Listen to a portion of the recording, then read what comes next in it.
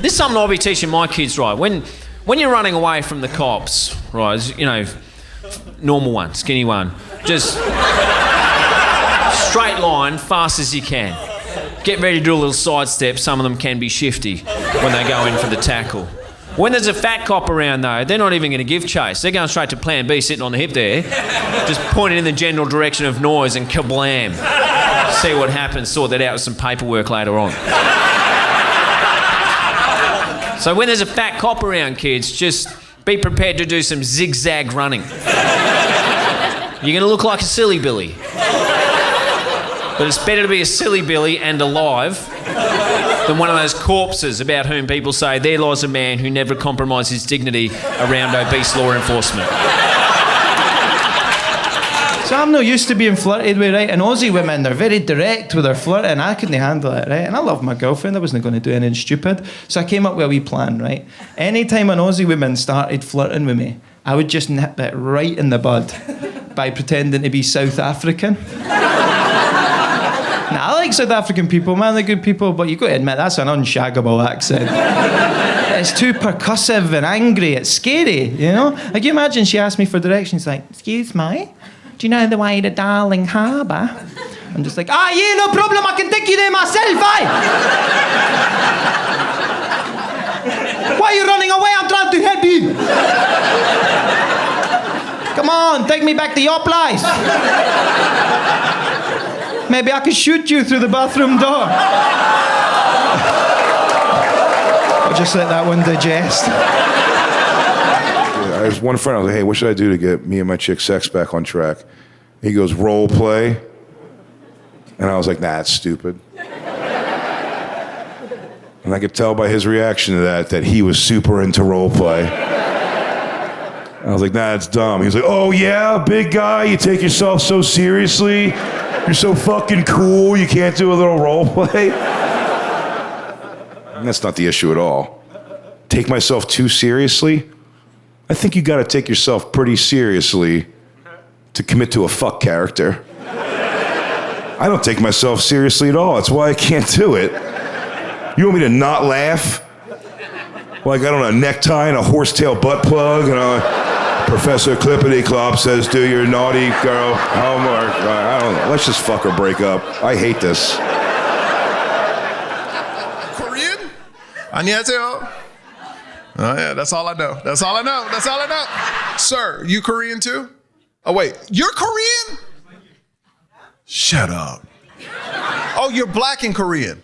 I was like, you the blackest, like straight Korean. You're Korean and black too? Just like is my dad your dad? What's your dad's name? Huh? Oh, he named you Mark too. Okay. All my siblings are Mark. He named he named everybody Mark. Your sister's Markeisha?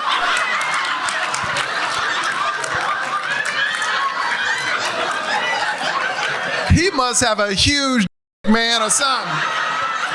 He like, I'm putting my name in everything.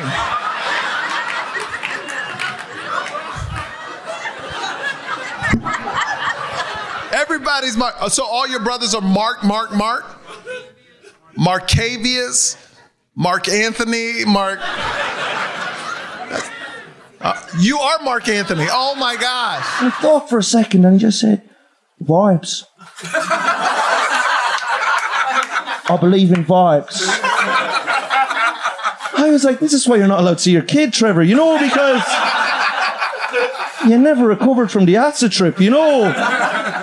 Like, what's he going to teach his kids? Come round here, Timmy. Let me tell you what we believe in. We believe in vibes.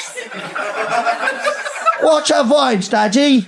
Well, it's hard to explain, but you just fucking... You're dabbing. You know, it's better if you're on ecstasy, you know what I mean? And he'll open his eyes, and his child will have left to give himself up for adoption, you know? And then he said to me, he said, well, Mike, he said, well, what do you believe in? And I said, well, you know, I believe in the universe, you know? Like, I believe that the energy you give out in life is the energy you get back, you know? Yeah, vibes as well. Fuck. Fuck! And then we both just... By the way, can I recommend the next time you're worried about a personal flaw, just blame society. It feels good, because not only do you get to seem like clever and insightful, you also just get away with whatever's wrong with you. I think you'll find it's society's fault my house smells like this. Good day. I am trying to lose weight. Basically what happened was 2 weeks ago, I accepted my body, and then 1 week ago, I unaccepted it. It's just body image stuff. I struggle with it. Everybody struggles with it. I know that everybody. It doesn't matter what you look like. You've struggled with body image. Right? I used to work with this woman who was really tiny and skinny in this way that I never will be, right? We're just built differently. I'm built like this. She had little Florida Methodist hips. Do you know what I mean by that? I don't think you know. She's not built to survive. And that is my goal. She's built where you're like her ancestors were never kicked out of anywhere. That's how she's built. Which is not how I am built. I know that. I'm built for the old country, right? I'm Jewish on both sides. I'm built for if the ox died, I could pull the cart. I don't feel the need to be an alpha male, by the way. I feel like I've fulfilled my biological duty because a few months ago, my wonderful wife, Lucy, gave birth to a beautiful baby boy. Cannot wait to find out who the father is. I am so excited. I'm pretty sure it's me because, statistically speaking, millennials have less affairs than other generations. Isn't that cool? I don't think it's an ethical thing. I think we just delete the apps and we don't know where to meet people. I feel like this is a point in the show, you know, I'd quite like to talk about my dad, right, because he is a Glaswegian guy. He's a good lad as well, man. He's 74, right? And I say I'm working class, he's proper working class, you know, he came for nothing, worked in the shipyards, left school before he even sat an exam, right? He's a great, great guy, I love him, right?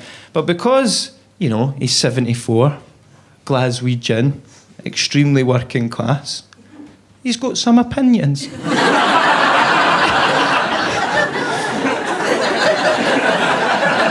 Not all of them are particularly fashionable right now. You know?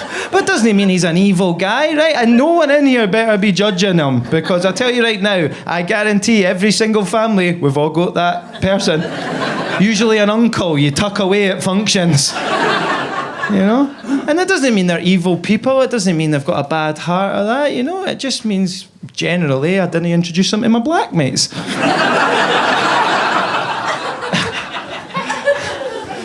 He's just from a very different generation, you know? Like, he looks at my generation as if we're fucking useless, you know? And I'll be honest, we haven't done much to disprove him. Especially, I really started noticing it during the pandemic, right? He was hitting me with all this stuff where he was like, come on, Connor, you're 28 now, right? What's your plan for getting on the property ladder? And I was like, plan? To be honest, Dad, I was kind of hoping you would die of COVID.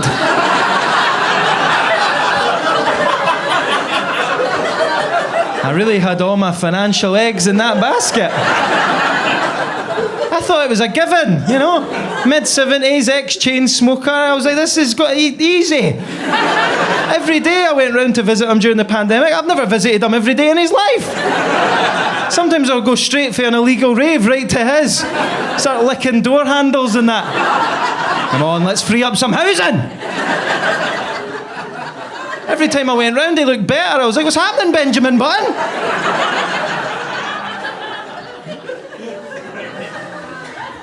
I love people in his generation, man. By way of making some noise, who in here is, let's say, over 50? A few of yous. Be proud. Right? Yous are class. Yous are the best generation. Because I'm 29 now. I'm a millennial. I tell you right now, I'd much rather go out for a drink with the over 50s than I would people my age. God, you go out for a drink with people my age, it brings you down.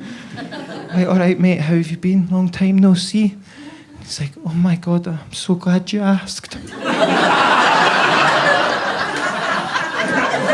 I'm actually really struggling with my anxiety.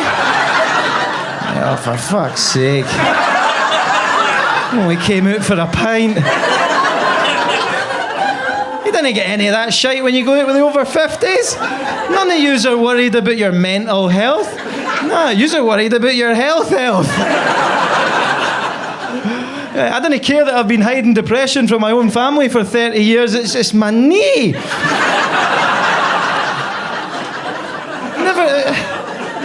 Never used to click like that. You hear that? Everyone over 50's got a dodgy knee. It's when they both go, that's sad, you know? Got to walk about like Elton John at Glastonbury.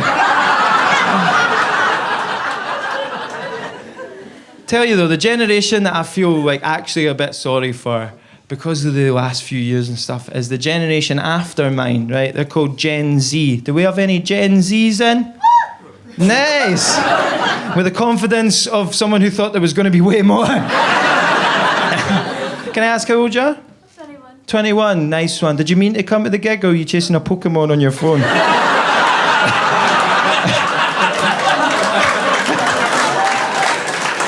I think there's a wee Pikachu down the front here.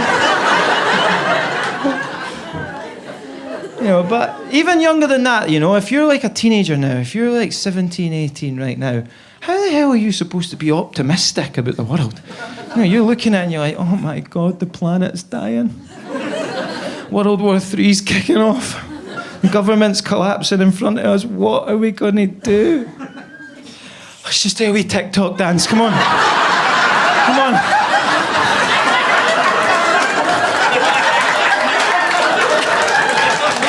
Let's get this trending. Maybe the adults will see it. They'll know what to do. Hashtag twerk for Ukraine. That's the problem with Gen Z, though. The problem is, like, they didn't come to a problem with any, like, solutions or any actual answers. All they care about is raising awareness.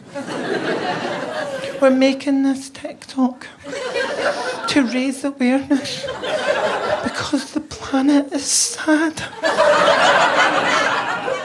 Awareness means fuck all. Right, we know that. Like, we need a proper solution to the problem. Like, if I woke up tomorrow morning, right, and I couldn't get a hard on, for example.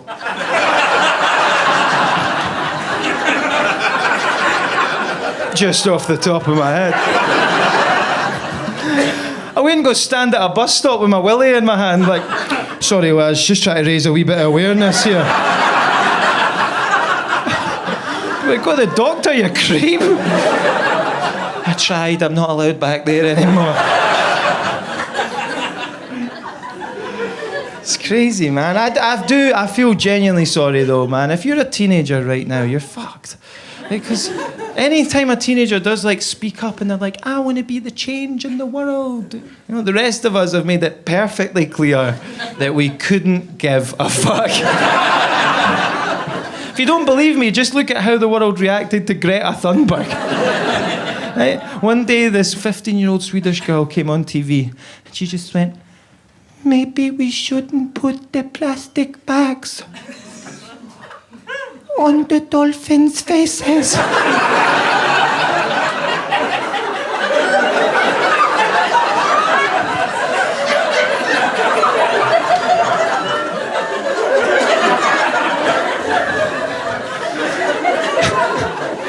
And everyone over the age of 40 just went, will someone get this uppity little bitch an iPad? It's making me sick, actually. Listen, Greta, when I was 15, we'd have been out shagging dolphins, right? That was a proper childhood, right? You don't know you're born! It's a fucking mental way to react to someone that's trying to fix the planet. But the thing about that, look, when it comes to healing the planet and fixing the ozone layer and all that, of course I want to do that. Of course I do. You'd be mental if you didn't want to do that. You know, if I have kids, I want them to enjoy the earth the same way I got to enjoy it. Right? But I do think it's bullshit that it gets put on, you know, me and you, like normal people. I bet you're all nice, reasonable people. You're all at home doing your bit, you know, washing out your yogurt pots. running about with a wee bag for life, as if it makes any bit of difference. Meanwhile, China is on fire. Pisses me off, man. We're doing all this stuff. Meanwhile, thousands of miles up there, right? You've got Jeff Bezos, Elon Musk, Richard Branson, literally racing each other to Mars. Right? In the world's biggest dick measuring contest. Burning thousands and thousands of gallons of jet fuel. Meanwhile, I'm down here on Earth in a 1 litre Ford Fiesta. Try to suck a McDonald's milkshake through a fucking paper straw.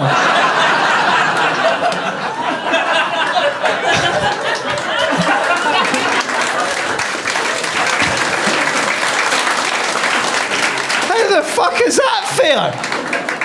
It's ridiculous. I'm sick of being told by billionaires that we need to reduce our single-use plastic. Oh. Tell me right now, what do you think is worse for the ocean?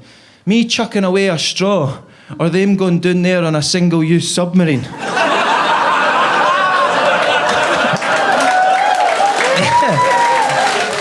Too soon? And look, can we just agree as a society that the paper straw, not fit for purpose? We've not fixed that problem, we've just made a new problem. All right? It's ridiculous, especially against a powerful enemy like the McDonald's milkshake. I don't know what they're putting in that, but it's like liquid concrete. I nearly passed out in my car trying to drink one of them. I can feel it, it's coming. Put your windy up, my straw's getting soft.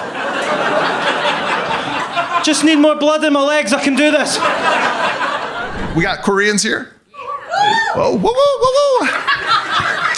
Hi! 안녕하세요. 감사합니다. Anyway, that's our own personal thing we got right now. I'm sorry, I'm just half Korean. I know how to, well, that's all I know how to say, but that's all right. I think y'all didn't know though. Y'all were like, woo, he speak Korean too. I know 2 words, that's it. 안녕하세요, which means hello, and 감사합니다, which means thank you. That's it. 친만이요, what's 친만이요 mean? Yeah, you don't try to show me up the way you say it. She said it the right way. I'm like the dumb American. Oh, 친만이요. Oh, you mean 친만이요. You know what I'm saying. What's it mean? Well, you didn't say it right.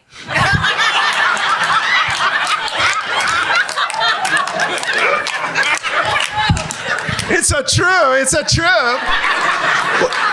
But you knew what I was trying to say. Well, you're not saying like really like no. See, Are you my mom? I swear, my mom. But that's all Korean women. They the same, man. They don't give you no credit. Like a white parent would have been like, oh, good try. Let's do it again. Let's do it again. Not Asian mom. Oh, you're so stupid. You said wrong.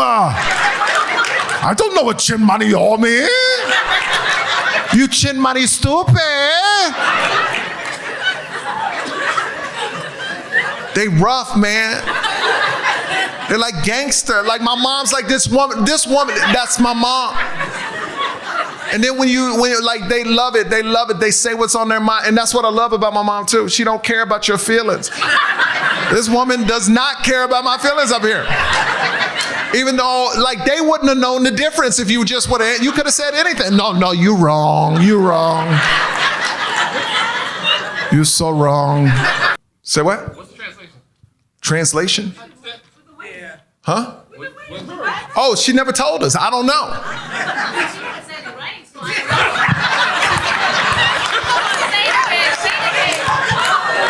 No, I did say it right because you said it right after me. You knew what I was trying to say. I don't know if you got it right. Well, 친만이요.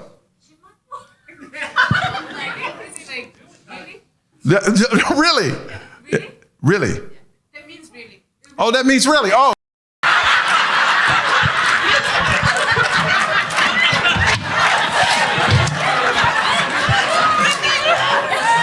Yes. Oh my God. Look. My mom got mad at me because the clip went viral. Because this is honest truth. So, look. I do a podcast with my parents. I don't know if you see it. So a lot of people don't believe like my parents are like this. So go to my YouTube channel where my special is, and you can see a podcast. I do a lot of podcasts with my parents. Their clips have gone viral, millions of views, right? Like it's crazy. People love them. Anyway, so I asked my dad and mom how they met. My mom goes, so I met your dad at a bar. And then my dad goes, I met her at a strip club. She was on a pole, you know? Clip got 3-4 million views, right? They live in Houston. And my mom said, I hate your show. So many people think I'm stripper. She goes, a lady said, I didn't know strip clubs. They had strip clubs way back then. She was like, shut up. So she wanted me to, she was in my car this morning because they're visiting my son. It was his birthday. She goes, whenever you're out, tell people I was never a stripper. So she wasn't a stripper. They met at a bar that had a pole.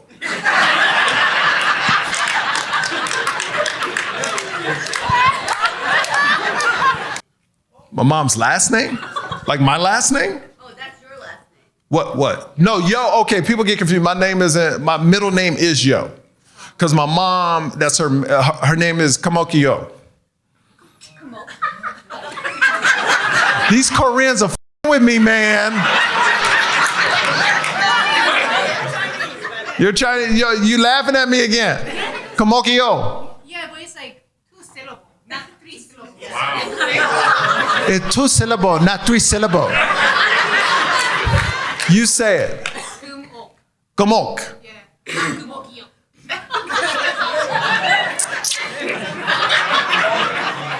Gumok. It's Gumok.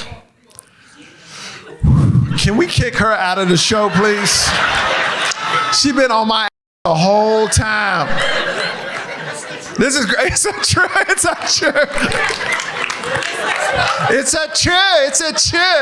It's Gomok. It's not Gomokyo. Gomok. So my mom said she put Yo in my name because I guess it took her like 28 hours to push me out. So she's like, my name gonna be somewhere in your name. So now my name is Michael Yo and my last name is Simmons. And Yo has always been my middle name, but everybody just called me Yo growing up because I grew up when Yo MTV Raps was big, right? So everybody like, Yo. And now my mom called, I remember when I first got on TV, she said, only reason you're on TV, because of me.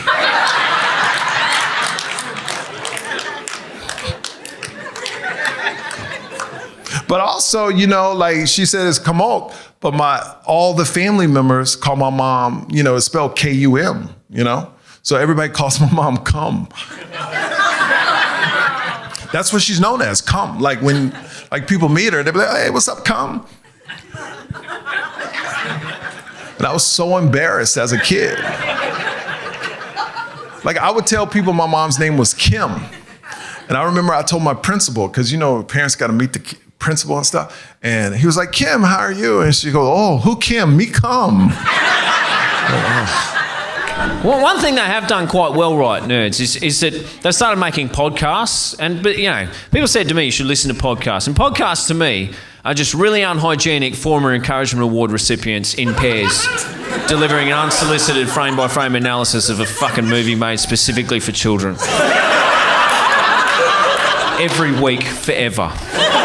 And that's necessary. But people said to me, you could learn a lot from podcasts, mate. You should listen to them. I started listening to them, right, because I listen. And I started listening to the crime ones. And who doesn't love crime? What a boon that's been for all of us. Can you imagine a world without murders to solve? What an absolute bore. I, for one, wouldn't want to live there. But they said you can learn some stuff, mate. Listen to podcasts. So I started listening to crime ones. And I learned one thing. And that is that the police, even more incompetent than I first thought. Unbelievable. And don't get me wrong, I quite like the fuzz, right? One time, a tree fell down across our street. They turned up, directed traffic around it, did a pretty good job. Sometimes they got on horses and just plough through a throng of people to remind us to continue to behave ourselves. Who here hasn't walked out the front of a footy stadium and felt the squelch of a Clydesdale turd right up the side of their sandal? Thought, I feel safe now. Knowing that if things turn south, I might earn myself a taxpayer-funded kick in the face from a half-ton animal. So, one thing they have done very well too, I don't want to rip into the pigs, I quite like them. They've pretty much gotten rid of drink driving in about a generation and a half. It's been a lot of hard work and they've done a very good job of this. But there are still a few men out there living the dream. I know some, and every drink driving story I've ever heard, it always starts with, look, I shouldn't have done that.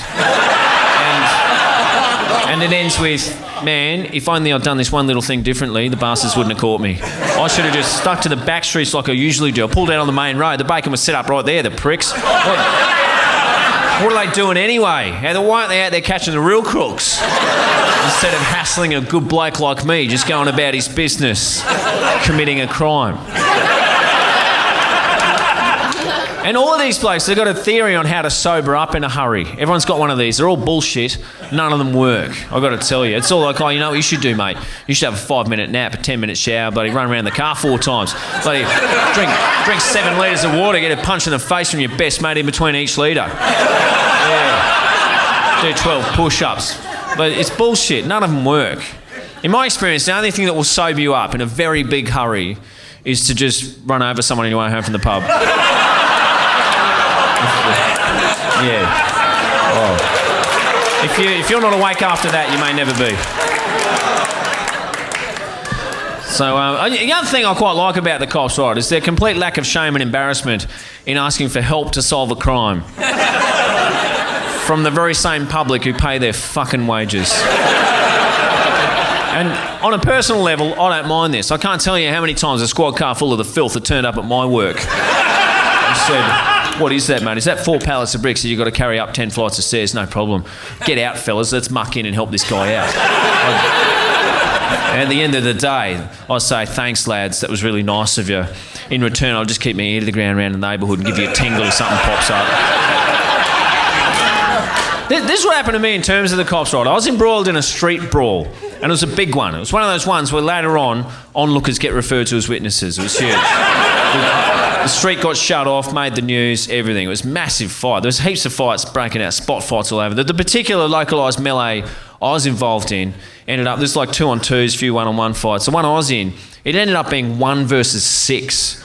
And I like to say I gave a good account of myself, but then there were 6 of us, so... A little tip from the top. If you're involved in a street fight and there's a man walking towards you and he does that spit through his teeth, he's a fucking good fighter. You don't learn to do that until you cracked a few skulls. It was also one of those fights where improvised weapons were being used, which is a disturbing trend that's only begun since the nanny state took all our guns. I saw a guy sliding a tin of spaghetti into a sock. That's what we've been reduced to in terms of street weaponry. It's embarrassing on a world scale.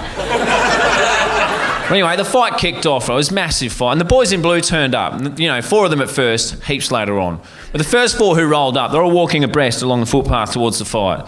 And 2 of them were chewing gum, and one of them had a neck tat.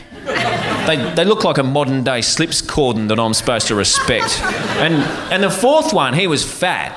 And, I don't care. Follow your dreams. It's nothing to do. It's fine. I'm all for equal employment opportunities. I'm not a fascist. In fact, I'm a campaigner. I'm not going to rest until everyone with a lisp has a job on the radio. And all firemen are wheelchair bound. Or fire women, don't panic. Women can be disabled now too if they want. But this was like a fat, like not a bit overweight. He's a proper fat cop, but that's whatever. But this is something I'll be teaching my kids, right? When you're running away from the cops, right? Normal one, skinny one, just straight line, fast as you can. get ready to do a little sidestep. Some of them can be shifty when they go in for the tackle. When there's a fat cop around, though, they're not even going to give chase. They're going straight to plan B, sitting on the hip there, just pointing in the general direction of noise and kablam. See what happens, sort that out with some paperwork later on.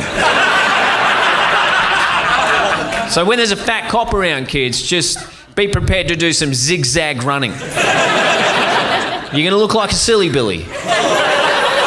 But it's better to be a silly Billy and alive than one of those corpses about whom people say there lies a man who never compromised his dignity around obese law enforcement. So this fight, right, it was just winding down. It was just coming to the end of it. And I was getting shoveled in the back of a paddy wagon by some of these goons. And one of them, right, he had his elbow on the back of my neck. He was about half my age. He just put me in the van. He said, mate, we're going to take you down the station. We're going to charge you with common assault. You should take a long, hard look at yourself. So should I, young fella? Maybe you should take a long, hard look at yourself. Because I've just bitten a man's nose off.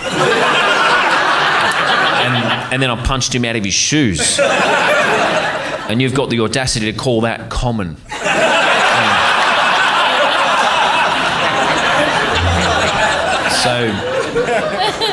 So they're all right at this sort of stuff, right? Your entry-level policing. But when it comes, from listening to podcasts, when it comes to solving a murder, the pigs are fucking useless. They cannot do the job. There must be a lot of retired policemen up there in Queensland, the retirement location of choice for all inept policemen. Just sitting there on the Sunshine Coast, just dragging the drinks trolley over to their cane lounger, thinking, oh shit, I hope I die before all the unturned stones of my shit career get catalogued for the whole world to see in a podcast. And all that sunshine and beer, that does nothing for a man's memory. The rapid onset of dementia is staggering when a tenacious podcaster knocks on the door. The number one leading cause of dementia in old men is, of course, being accused of some pervert shit from 40 years ago. They can't remember a fucking thing once that got us. And while I'm down here too, I don't want to rip into dementia. I'm not sinking the slipper in there, that's fine. Like, it's one of those things, dementia, that we'll all have to deal with at one stage of our lives. Someone we know will have it, or we will, whatever. But what no one's saying about dementia is how much of a handy evolutionary tool it is just to prevent old men from going out and settling all their long-standing vendettas. And can you imagine a world where all the men remembered every single shit thing that had been done to them throughout the course of their lives? It'd be absolute carnage when they reach a point where nothing else matters. There'd be so much, hey, Dale, just put a bag of lime and a shovel in the boot. Just off to knock off all three of our sons-in-law. I hate their guts. None of them are good enough for our girls. And while I'm at it, I'm going to rub out that bloke who put 13 items through on the 12 and under aisle 25 years ago. I still remember that. Paid with a cheque. Really pissed me off. Where are the car keys? What was I talking about? I better just go and watch some telly. Dementia saves a lot of lives. Take it easy on it.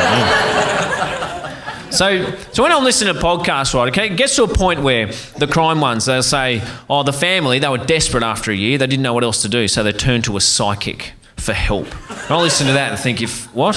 What were you thinking, man? You've waited a year for that. What a kick in the teeth that is to the science of clairvoyance. Everybody knows the moment somebody goes missing, you look at the horoscopes from that day and work backwards from there. It's almost as if these husbands and stepsons don't want the crime solved in the first place. But that's how crimes are getting solved now. It's pretty much by podcasters more than the police. Someone I know got murdered, right, not by me. And I didn't even call the police. I just found my nearest dork and just yanked him out from underneath his Darth Vader doona, which are incidentally now available in King Single for your larger single man. And I just bought him a new computer and a microphone, told him to stop hitting himself and start a podcast and fucking sort it out. And that's how look, the filth, they're just sitting down at the station listening to podcasts hoping a clue pops up. We're supposed to respect them.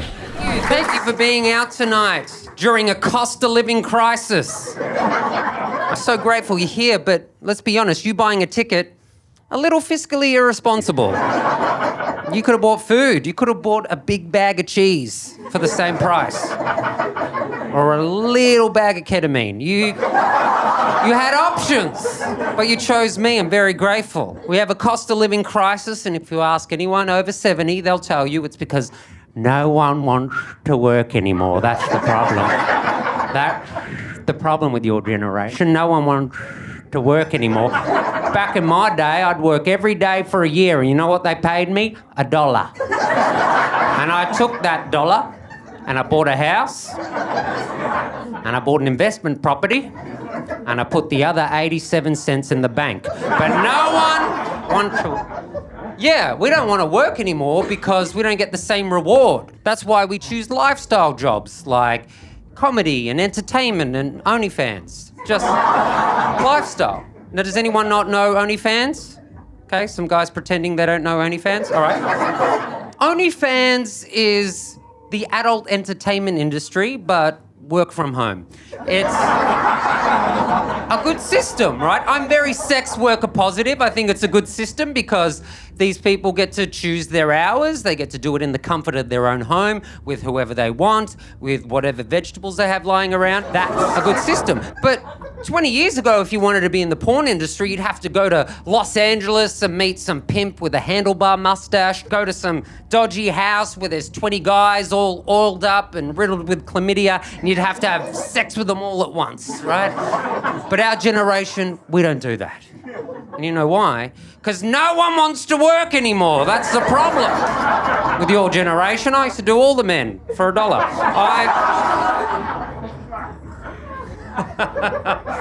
I'm not above it, by the way, right? A few months ago, someone on Facebook hit me up and said, hey, can you send me a photo of your feet? And I'm like, that's not really my thing. They said $500. I'm like, maybe it's my thing. I'm open to it. But I don't judge my life based on material possessions, mainly because I don't really have access to them. I judge my life based on achievements and milestones. Like, I don't mean to brag, but a little while ago, I hit the big time. I married an American, which is the greatest thing that's ever happened to me, according to Americans. They are so excited for me. Like, wow, you married an American. Your parents must be so proud. I'm like, they're a little concerned. They're worried about me. No, you could be an American now. Don't you want to be an American? Pew, pew, pew. I'm like, calm down. Okay, I don't have the confidence to be an American. I'm not qualified. Americans are confident people. Like, I was in America and I wanted to go to some fine dining restaurant, so I turned up at Pizza Hut. And a guy was coming outside and he held the door open for me. He said, after you, big dog. I'm 5'7". I've never been called big dog in my life. I'm like, me? He's like, yeah, come on through, big dog. I'm like, stop it. No, it's not me. I'm a little dog. Stop it. Get out of here. I'm not even a big, I don't even have a tail. Stop it. He's like, come on through. And he gave me a fist bump. And oh, that confidence was contagious. All of a sudden, I felt that American confidence. And I felt 6 foot tall. I'm like, you know what? Maybe I am a big dog. I felt so confident. I walked into that Pizza Hut. I bought a family meal. That's how excited I was. My father-in-law was so pumped for me when I married his daughter. As a wedding gift, he bought me a Costco membership. That's a dowry in the state of Kentucky. It's like, that's a Costco membership. You can go to any Costco around the world. I'm like, why would I go to Costco when I'm overseas? You can get the best bagels in Costco. You got to buy 3,000, but they're the best bagels. You can get the best red wine from Italy in Costco. It's from a region in Italy called Kirkland. Kirkland, Italy. Best Italian wines. You can get a coffin in Costco. When I die, I want you to put me in that coffin, leave me in Costco, because that's my idea of heaven, amen. I'm like, mate, wait till you discover Aldi. You're going to have a great time. No membership needed. I've tried to live in America. It's hard to get onto the American system, right? They're very protective of their system. I went to get a phone number, asked for a SIM card, and they said, sir, sir, you can't get an American phone number until you have an American bank account. I'm like, no worries. So I went to the most American bank possible. I went to Bank of America. And they said, sir, you can't get an American bank account until you have a social security number first. I'm like, no worries. Went to the social security office. They're like, sir, you can't get a social security number until you have an American phone number. I'm like, oh, I'm going to kill everyone. So I went to Walmart, bought a gun, no documents needed. Very easy. Americans also don't expect me when they hear Australian man. They think like alpha man, right? They think like Hugh Jackman and Chris Hemsworth and the dad from Bluey. Just proper alpha dogs. Now, I don't want to shock anyone, but I am not an alpha male. Don't argue. I'm not an alpha male. But I know how to find one. If you ever need an alpha male for any reason, it's very easy. All you have to do is find like an extension lead or a cable or a cord. And all you have to do is start to try to coil it. And what will happen is an alpha male will appear out of nowhere and tell you you're doing it wrong. That's not how you bloody coil it, mate. You've got to let the cable do the work. You follow that. If you really want to piss them off, you start doing it around your elbow. They'll have a conniption like, that's not how you bloody do it, mate. You're going to break the cable. And they turn into a car.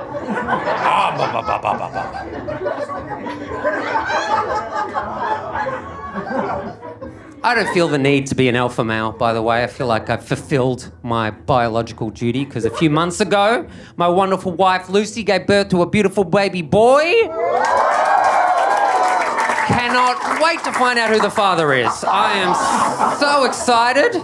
I'm pretty sure it's me because, statistically speaking, millennials have less affairs than other generations. Isn't that cool? I don't think it's an ethical thing. I think we just delete the apps and we don't know where to meet people. That's... Honestly, if my wife has an affair, it's going to have to be on Facebook Marketplace. She buys another couch, I'll get suspicious. If you have an affair on Facebook Marketplace, you don't even have to change the messages. You could just be like, still available? Someone already came. That's so easy. I also think, older generations are looking at us millennials not having affairs and they're just thinking, oh, no one wants to work anymore. That's the problem. They're not getting out there.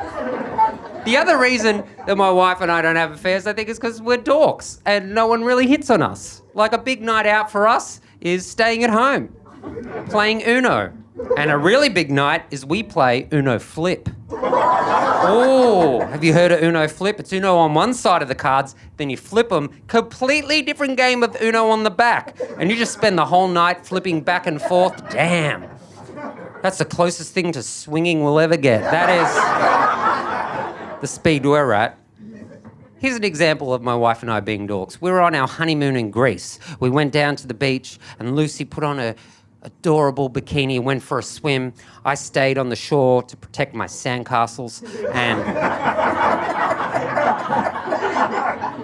as she's swimming in the crystal clear Greek waters, I got worried because I'm like, no, these Greek Adonises with their beach bods are going to hit on her. I can't compete with that. They're going to steal her away from me. And as she's swimming, looking so gorgeous, she just looks at me and goes, hey, babe, I'm a seal. I'm like, our marriage is safe. We're going to be okay. That was the night she got pregnant, I think. I love SeaWorld. What can I say?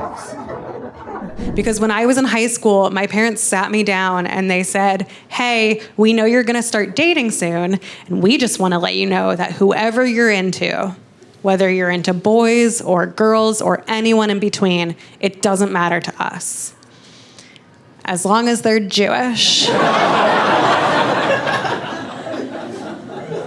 In Kentucky, they said that to me. As long as they're Jewish in Kentucky. That leaves exactly two people. It's my dad or my brother. Those are the choices. Which in Kentucky is fine, but...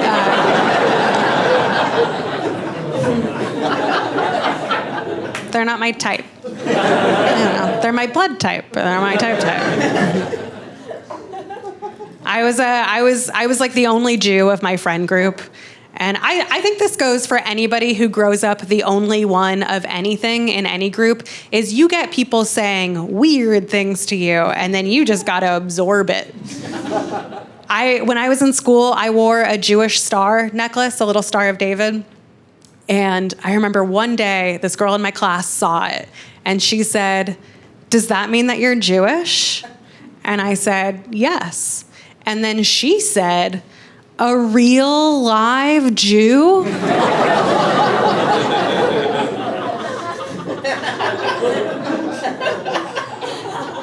I was just like, yeah, babe, he didn't get all of us.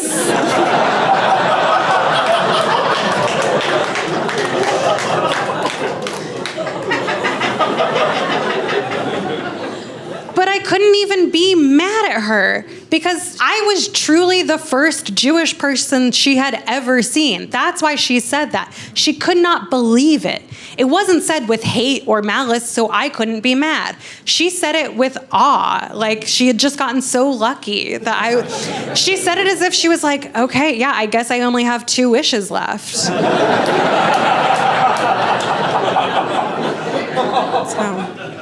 can't be mad at that person. The person I got mad at was, every now and then one of my friends would tell me, they were like, you shouldn't be Jewish. Like, that means you're going to hell. You should be Christian.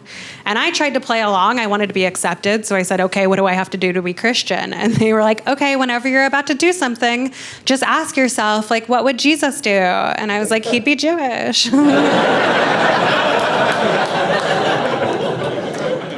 I know where they were coming from. They were coming from a place of love, right? They really thought I was going to hell. They wanted to save me. The first time I ever heard that, the first time somebody ever told me I was going to hell, it was wild. I was in middle school, and my friend came up to me, and she said, "Earl."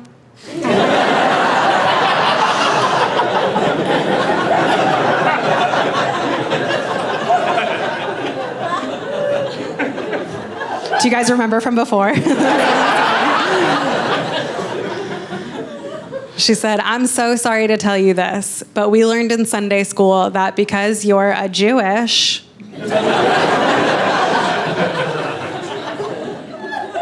it means you're going to hell." And I was like, oh, wow. You think about me on the weekends? That's awesome. That's cool. You guys are cool. Thank God. Yeah, no, I've done some terrible shows. This isn't one of them. Done some really terrible shows. I'll tell you, the worst show I ever did, I did a show in New Jersey, which don't...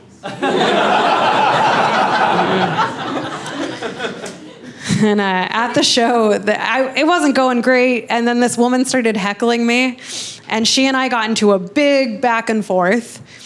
And then as she and her husband were getting kicked out, her husband threw a full can of beer at me that it whizzed right by me, landed right next to me. And then I don't know, I picked up the beer and I chugged the rest of it. Yeah.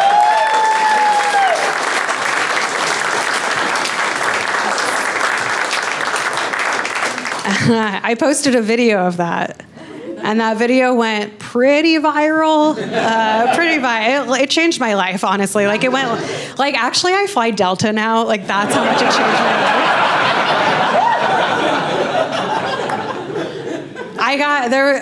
I got so many reactions to that. My favorite was when people asked, they were like, how did you think to just pick up the beer and drink it? And I was like, oh, I have a drinking problem.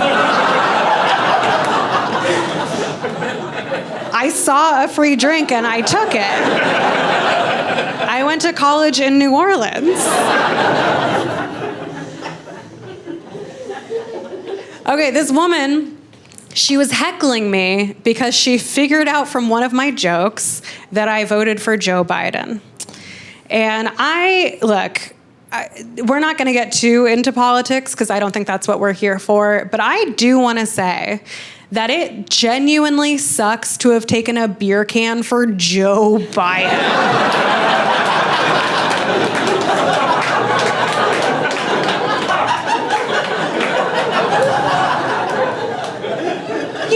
right? Because he's not a cool person, right? Like Beyonce is who I would gladly dive in front of a beer can for. Beyonce, I would take an insurrection for Beyonce at this point. Not Joe Biden. Joe Biden is the Jason Derulo of politics. Because nobody's like, yeah, it's my number one guy. But if it's on, it's fine. Not Joe Biden. To her credit, she was right. I did vote for him. I voted for him because I loved that he was tired. Obsessed with that. I think that's a great quality for the president of the... I think every world leader should be 90 and exhausted. I want them to be too tired to put us in danger.